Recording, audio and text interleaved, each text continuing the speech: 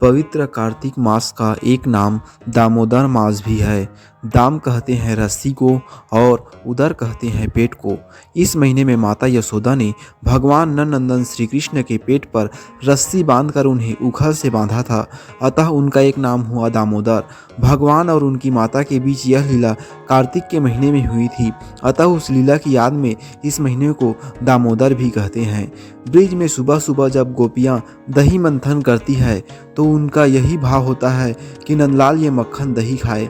हमारे कहने पर वो छलिया नटखट नाचता और नन्हे नन्हे हाथों से मक्खन को पकड़ता। भक्तों की इच्छा को पूरा करने के लिए भगवान उनके यहाँ जाते, किंतु जब देखते कि दही मक्खन तो उनकी पहुँच से दूर ऊपर छींके पर रखा है तो अपने मित्रों के साथ उसको किसी प्रकार से लूटते।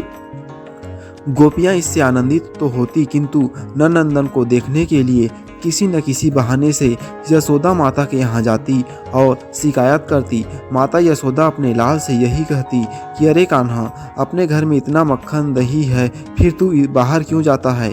एक दिन माता यशोदा भगवान को दूध पिला रही थी, तभी उन्हें याद आया कि रसोई में दूध चूल्हे पर चढ़ाया हुआ था। जब तक उबल गया होगा, माता ने लाल को गोद से उतारा और उबलते दूध को आग से उतारने के लिए लपकी। श्री कृष्ण ने रोष लीला प्रकट की और मन ही मन बोलने लगे कि मेरा पेट अभी नहीं भरा, नहीं, और मैया मुझे छोड़कर रसोई में चली गई।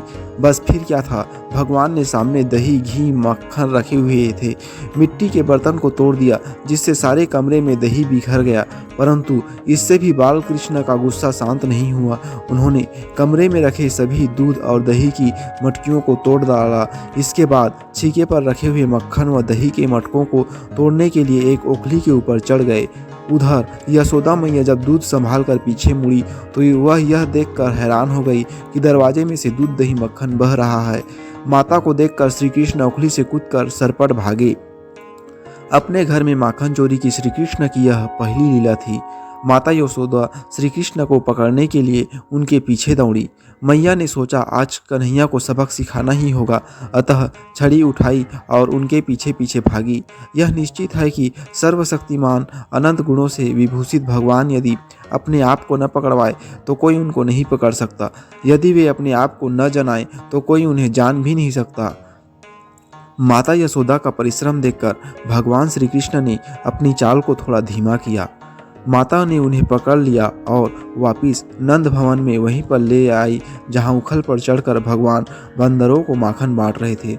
सजा देने की भावना से माता यशोदा श्री कृष्ण को उखल से बांधने लगी। जब रस्सी से बांधने लगी तो रस्सी 2 उंगल छोटी पड़ गई। माता रस्सी पर रस्सी जोड़ती जाती, परंतु भगवान श्री कृष्ण की दिव्य चमत्कारी लीला से हर बार रस्सी 2 उंगल छोटी पड़ जाती। भगवान ने अपनी इस लीला के माध्यम से हमें बताया कि वे छोटे से गोपाल के रूप में होते हुए भी वह अनंत है। अपनी वात्सल्य रस की भक्त माता यशोदा की इच्छा पूरी करने के लिए वे लीला पुरुषोत्तम जब बंधे तो पहली रस्सी से ही बंध गए, बाकी रस्सियों का ढेर यूं ही पड़ा रहा। इस लीला के बाद से ही भगवान श्री कृष्ण का एक नाम दामोदर हो गया। श्रीमद् भागवत की टीका में हर बार रस्सी के 2 उंगल कम पड़ने का कारण बताते हैं।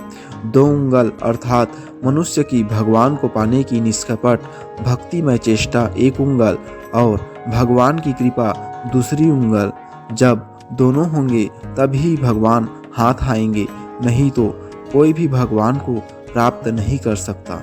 दोस्तों, ये कहानी आपको कैसी लगी कमेंट करें, मेरी इस वीडियो को लाइक शेयर करें, साथ ही मेरे चैनल को सब्सक्राइब करें। पूरा वीडियो देखने के लिए बहुत बहुत धन्यवाद।